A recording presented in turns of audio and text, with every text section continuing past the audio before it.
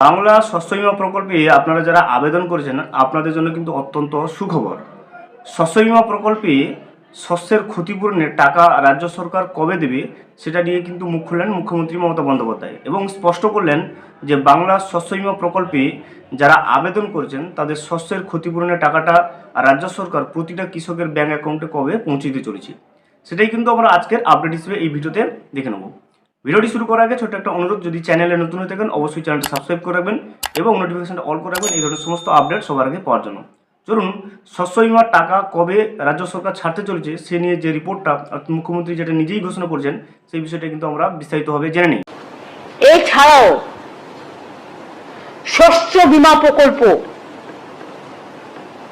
মানে crop insurance, আগে চাষিদের টাকা দিতে হতো কিন্তু এখন চাষিদের টাকা দিতে হয় না, আর সেন্ট্রাল গভর্নমেন্টের টাকা আসে না, আমরা দিই 100%।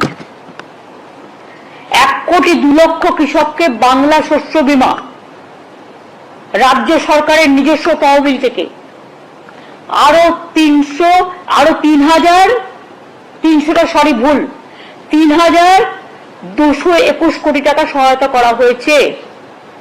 এছাড়াও বন্যা ও দানার মতো নানা প্রাকৃতিক বিপর্যয়ে বাংলা শস্য বীমার সময় সেপ্টেম্বর পর্যন্ত থাকে শস্য বীমা করা, এটা নভেম্বর পর্যন্ত বাড়ানো হয়েছে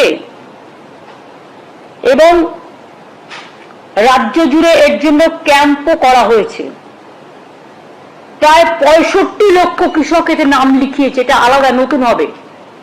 যারাই দানা হয়ে গেল, বন্যা হয়ে গেল, রিসেন্ট যেগুলো হলো, সার্ভেটা কমপ্লিট হয়ে গেছে।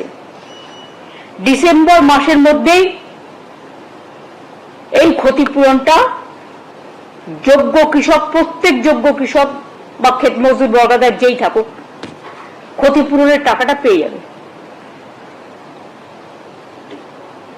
এবছরে যে বন্যা বা দানা হলো সেটার টাকাটাও, কারণ এখন তো কেন্দ্র সরকার বন্যা 1 পয়সাও দেয় না, সেই জন্য।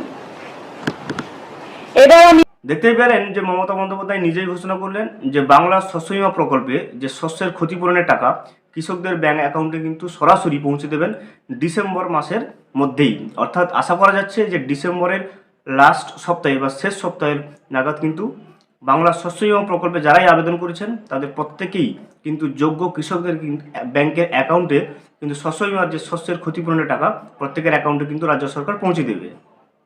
ভিডিওটি সম্পূর্ণভাবে দেখার জন্য অসংখ্য ধন্যবাদ। এখনও পর্যন্ত যদি চ্যানেলে নতুন হয়ে থাকেন এবং সাবস্ক্রাইব না করে থাকেন অনুগ্রহ করে চ্যানেলটা সাবস্ক্রাইব করে পাশে থাকবেন।